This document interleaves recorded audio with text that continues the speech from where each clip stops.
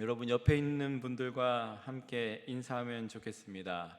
새해 복 많이 받으십시오. 네. 해피 뉴 이어. 자, 여러분 2024년도가 밝았습니다. 여러분 새해 첫 예배에 오신 여러분을 환영합니다. 특별히 박기봉 장로님 오랜만에 이렇게 나오셨는데 너무 감사합니다.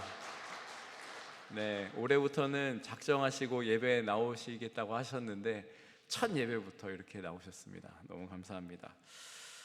우리 2024년도 표어는요, 그리스도 안에서 자라는 교회라고 지었습니다.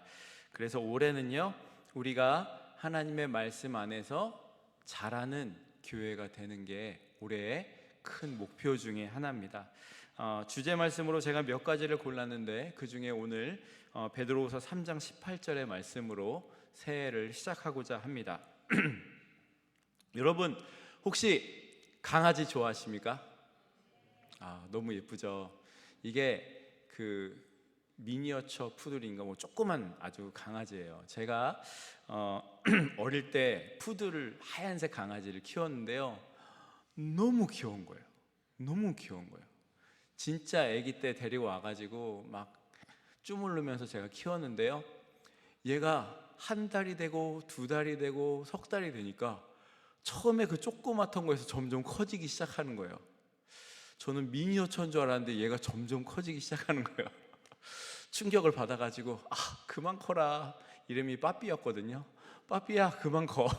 크지 않았으면 좋겠다, 이런 생각을 많이 했어요. 요 상태로 계속 있으면 얼마나 좋을까. 너무 귀엽잖아요. 예쁘잖아요. 요 상태로만 있어라. 그럼 얼마나 좋을까. 이런 생각을 했었습니다. 여러분도 그런 생각 해본 적 있으세요? 새끼 강아지 너무 예쁘잖아요. 요대로만 있었으면 좋겠다. 크지 않고 똥도 조그맣고 씨도 조금 싸고 너무 좋을 것 같아요. 그래서 그런 생각을 했었는데 걔는 뭐 안 커도 좋을 것 같아요. 근데 제가 2009년도에 제 딸 지아가 태어났습니다. 지아 사진은 여기 올리지 않았습니다. 혹시 나중에 두들겨 맞을까 봐. 그 2009년에 우리 딸이 딱 태어났는데요, 얼마나 이쁘던지요. 저의 첫 아이잖아요. 너무나 이뻐가지고, 너무 귀엽고 이뻐가지고 안 컸으면 좋겠다, 이런 생각이 들었어요. 그냥 이대로 있으면 얼마나 좋을까, 이런 생각을 했는데 곰곰이 생각해 보니까 이게 굉장히 무서운 말인 거예요. 우리 아이가 그냥 아기로, 그렇게 조그만 아이로만 계속 산다고 생각하니까 저는 늙는데 얘는 그대로 있다? 이거 굉장히 무서운 생각인 거예요. 그러면 돼요, 안 돼요? 안 되죠. 커야죠. 그래서 제 생각을 고치게 됐어요. 예쁘고 좋지만, 너무나 그때 귀엽고 그렇지만 자라지 않는 거는 행복한 게 아니구나. 자라지 않는 거는 기쁜 것이 아니구나, 이런 생각을 하게 됐어요. 여러분 오늘 우리가 읽은 말씀은요, 우리 보고 뭐라고 얘기하냐면요, 자라가야 된다는 거예요. Keep grow 해야 된다는 거예요.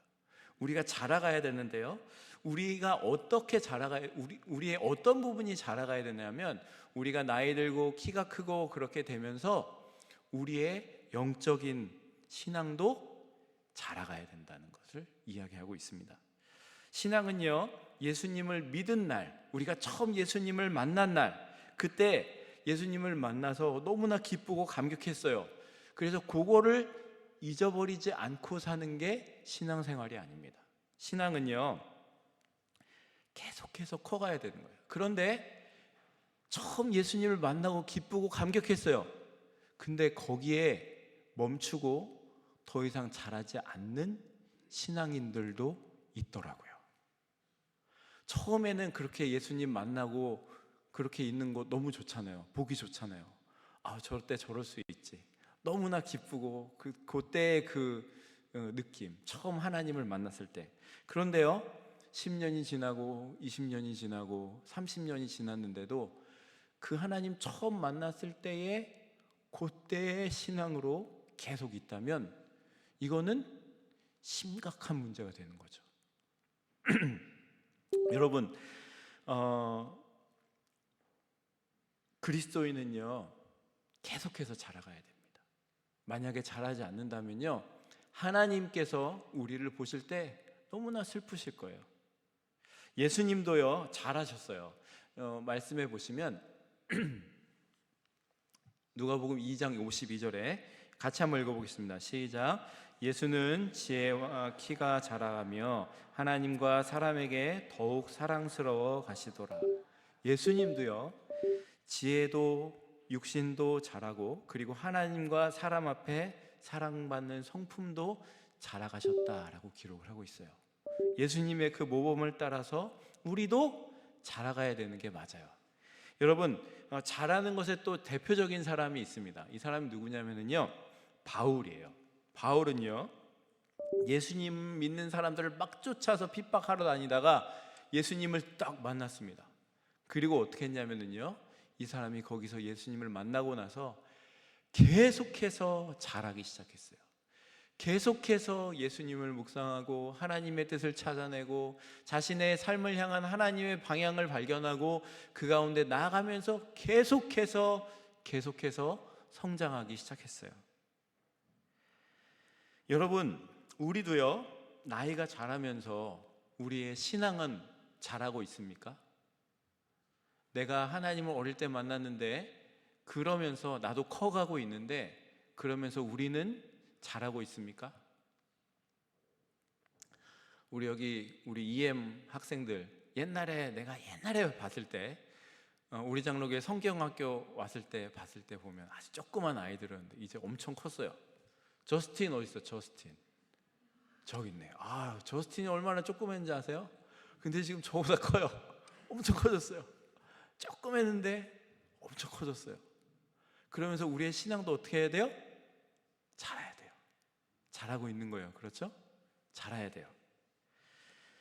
우리 오늘 말씀은요 우리가 두 가지가 자라가야 된다라고 얘기하고 있어요. 첫 번째는요 오늘 말씀 다시 한번 읽어보겠습니다. 시작. 오직 우리 주 곧 구주 예수 그리스도의 은혜와 그를 아는 지식에서 자라가라. 아멘. 여기까지만 읽으면 됩니다. 우리가 어떤 부분에서 자라가라고 처음 얘기하냐면요 예수 그리스도의 은혜 안에서 자라가야 된다라고 얘기합니다. 여러분, 쉽게 말하면요 은혜는요 우리가 은혜를 만드는 게 아니에요. 은혜는 어떻게 하는 거죠? 받는 거예요. 하나님께서 우리에게 은혜를 주시는 거예요. 하나님께서 우리의 삶 속에 베풀어 주신 은혜를 경험하는 거예요. 이거는 우리의 노력에서 받는 것이 아니고요 하나님께서 우리를 그저 사랑하셔서 우리에게 은혜를 주시는 거예요. 여러분의 삶을 보내면서 살다가 보면은 여러분의 삶의 순간순간마다 은혜를 경험하는 거예요. 오늘 우리가 은혜 많이 불렀는데 은혜, 우리의 삶의 순간순간마다 하나님께서 여러분에게 주셨던 놀라운 은혜들이 있어요. 아주 세밀하게 하나님께서 주셨던 은혜들도 있고요 놀랍게 우리에게 주셨던 은혜들이 있어요. 그런 것들을 우리가 경험하는 거예요. 은혜를 깨달아 가는 거예요. 그러면서 경험하면 할수록 우리는 하나님 안에서 자라가게 되는 거예요. 이런 은혜도 경험하고 저런 은혜도 경험하면서 하나님 안에서 우리는 자라야 됩니다. 두 번째는요 하나님을 아는 지식에서 자라가야 됩니다. 은혜는 하나님께서 우리에게 일방적으로 주시는 거예요. 두 번째, 우리가 하나님을 아는 지식에서 자라는 거에는요 우리의 노력이 필요해요. 우리가 노력해야 돼요. 하나님을 알아가기 위해서 멈추지 말고 우리의 일생 동안에 계속해서 하나님을 알아가도록 노력해야 됩니다. 하나님을 알려면 어떻게 해야 돼요? 하나님의 말씀을 묵상해야 됩니다. 하나님의 말씀을 날마다 묵상하는 거예요. 큐티하는 거예요. 그러면서 하나님의 말씀을 묵상하고 그리고 그 말씀으로 살아내고 이것들이 반복되는 거예요. 이것들이 쌓일 때 하나님을 알아가게 되는 거예요. 더 깊이 알아가게 되는 거예요. 수련회를 가서도요 성경 공부를 하면서도요 하나님을 알아가야 돼요. 내가 아는 만큼 성장하기 때문에 깊이 우리가 알아야 됩니다. 내년에 우리가 특별히 하가로 말씀 읊조리기를 이제 작년부터 아이들까지 다 할 거예요. 말씀을 52개, 52 verse를 우리가 이제 읊조리기 시작할 거예요. 읊조리는 거는요, 이러는 거예요. 오직 우리 주 곧 구주 예수 그리스도의 은혜와 그를 아는 지식에서 자라가라. 오직 우리 주 곧 구주 예수 그리스도의 은혜와 그를 아는 지식에서 자라가라. 계속해서 읊조리는 거예요. 읊조리다 보면은요, 이 말씀이 내 삶 가운데 들어와 박히기 시작하는 거예요. 그래서 정말 힘들 때 그 말씀이 우리 가운데 탁 떠오르게 하는 거예요. 내년에 몇 개를 외운다고요? 52개. 52개의 말씀을 읊조리면서 외우게 될 거예요. 그러면서 하나님 안에서 우리는 자라가게 될 겁니다. 여러분, 이 52개의 말씀만 우리가 읊조려서 외우면은요, 여러분의 삶에 어떤 문제들이 닥칠 때마다 그 말씀들이 우리를 붙잡아 주게 될 거예요. 함께 합시다. 자, 베드로는요, 그리스도의 은혜와 그를 아는 지식에서 자라가라 라고 하고 있어요. 여러분, 퍼즐 혹시 좋아하세요? 퍼즐 좋아하시는 분 한번 손 들어보세요. 몇 분 안 계시지만 있네. 퍼즐을 보면은요, 처음에 저렇게 퍼즐이 있으면 이 퍼즐의 그림이 보여요, 안 보여요?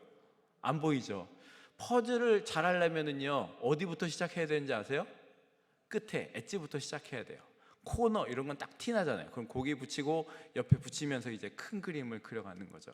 그것처럼요, 퍼즐은 처음 조각 코너부터 시작해서 이렇게 맞춰갈 때는 전체 그림이 보이지 않는데, 맞춰가다 보면 큰 그림을 보게 되듯이 신앙도요, 이 퍼즐 조각처럼 하나하나 맞춰가는 거예요. 그러면서 하나님을 알아가는 거예요. 하나님의 이런 부분도 발견하고 이런 부분도 발견하고, 그래서 하나님의 큰 그림을 일생 동안 우리가 경험하고 알아가는 게 신앙이라는 거예요.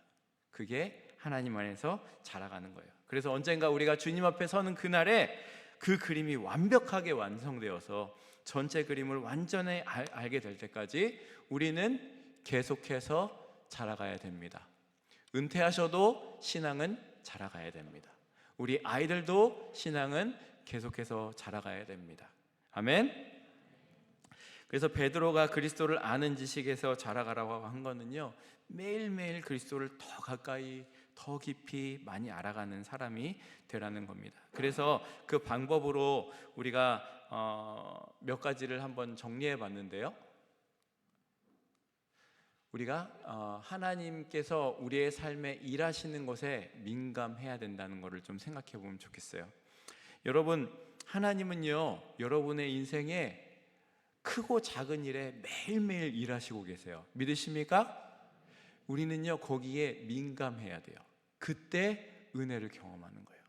뒤돌아보니까 하나님께서 이렇게 해주셨구나 깨닫게 되는 거예요. 그게 은혜를 경험하는 거예요. 하나님의 은혜를 날마다 경험하는 한 해 되시기 바랍니다. 그리고 내년에는요, 큐티와 하가를 생활화하시기 바랍니다. 그래서 일주일에 한 말씀은요, 내가 하루에 50번씩 읊조리겠다 생각하는 거예요. 읽어서 일주일 동안에 계속 읽으니까 그 말씀이 내 삶에 탁 사로잡히게 되는 거죠. 그래서 큐티하고 말씀을 읊조리면서 하루를 살아내서 내년에는 정말 하나님의 말씀으로 깊이 하나님을 알아가는, 하나님을 경험하는 이 두 가지만 올해 해보시기를 바랍니다. 자, 2024년도 우리 장로교회 식구들 모두가 무럭무럭 그리스도 안에서 자라가는 모두가 되시기를 소망합니다. 기도하겠습니다. 하나님 아버지,